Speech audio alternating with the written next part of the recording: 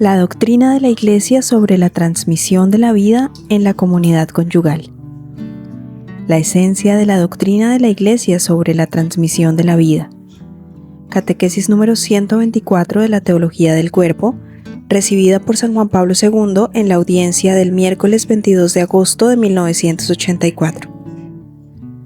¿Cuál es la esencia de la doctrina de la Iglesia acerca de la transmisión de la vida en la comunidad conyugal? De esa doctrina que nos han recordado la Constitución Pastoral del Concilio Gaudium et Spes y la encíclica Humanae Vitae del Papa Pablo VI. El problema está en mantener la relación adecuada entre lo que se define dominio de las fuerzas de la naturaleza en la Humanae Vitae numeral 2 y el dominio de sí en el numeral 21, indispensable a la persona humana. El hombre contemporáneo manifiesta la tendencia a transferir los métodos propios del primer ámbito a los del segundo, es decir, de los ámbitos del dominio de las fuerzas de la naturaleza al dominio de sí. El hombre ha llevado a cabo progresos estupendos en el dominio y en la organización racional de las fuerzas de la naturaleza, leemos en la encíclica, de modo que tiende a extender este dominio a su mismo ser global, es decir, al cuerpo, a la vida psíquica, a la vida social y hasta las leyes que regulan la transmisión de la vida. Esto nos lo dice la Humanae Vitae numeral 2. Esta extensión de la esfera de los medios del dominio de las fuerzas de la naturaleza amenaza a la persona humana, para la cual el método del dominio de sí es y sigue siendo específico. Efectivamente, el dominio de sí corresponde a la constitución fundamental de la persona. Es precisamente un método natural. En cambio, la transferencia de los medios artificiales rompe la dimensión constitutiva de la persona, priva al hombre de la subjetividad que le es propia y hace de él un objeto de manipulación.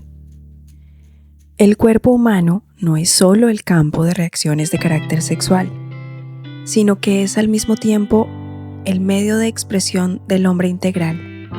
Es el medio de expresión de la persona, que se revela a sí misma a través del lenguaje del cuerpo. Este lenguaje tiene un importante significado interpersonal, especialmente cuando se trata de las relaciones recíprocas entre el hombre y la mujer. Además, nuestros análisis precedentes muestran que en este caso, el lenguaje del cuerpo debe expresar, a un nivel determinado, la verdad del sacramento. Efectivamente, al participar del eterno plan de amor, el lenguaje del cuerpo se convierte como en un profetismo del cuerpo.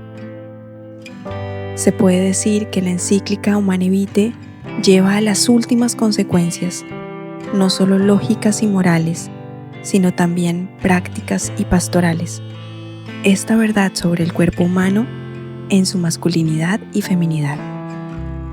La unidad de los dos aspectos del problema, de la dimensión sacramental, o sea, teológica, y de la personalista, corresponde a la global revelación del cuerpo.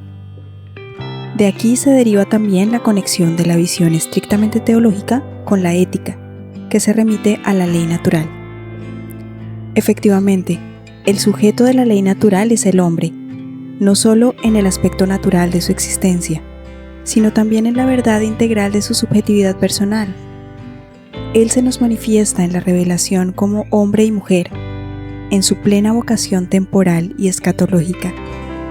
Él es llamado por Dios para ser testigo e intérprete del plan eterno del amor, llegando a ser ministro del sacramento, que desde el principio es constituido en el signo de la unión de la carne. Como ministros de un sacramento que se realiza por medio del consentimiento y que se perfecciona por la unión conyugal, el hombre y la mujer están llamados a expresar ese misterioso lenguaje de sus cuerpos en toda la verdad que les es propia, por medio de los gestos y de las reacciones, de todo el dinamismo recíprocamente condicionado, de la tensión y del gozo, cuya fuente directa es el cuerpo en su masculinidad y feminidad, el cuerpo en su acción e interacción. A través de todo esto, habla el hombre, habla la persona.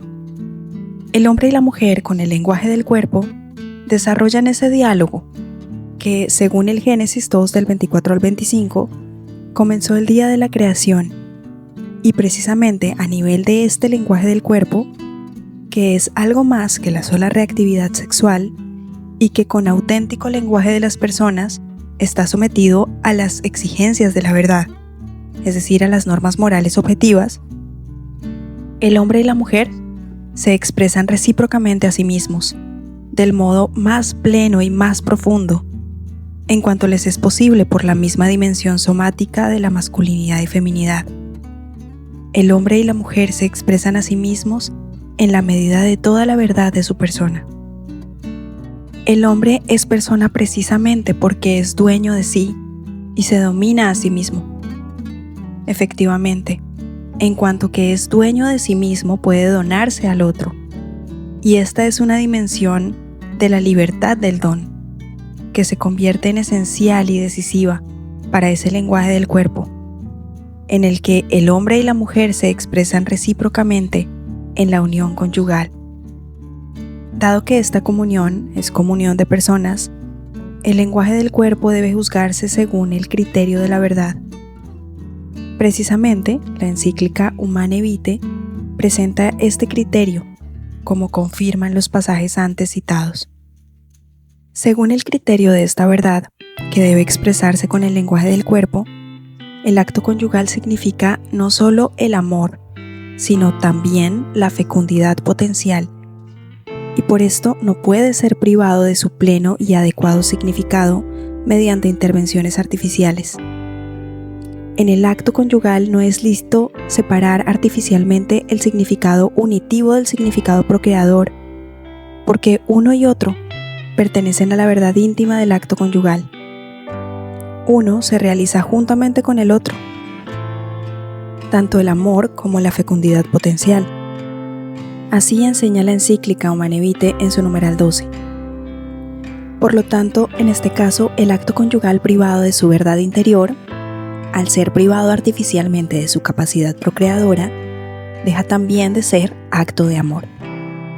Se puede decir que en el caso de una separación artificial de estos dos significados, se realiza en el acto conyugal una unión corporal real, pero esta no corresponde a la verdad interior y a la dignidad de la comunión personal, de la communio personarum.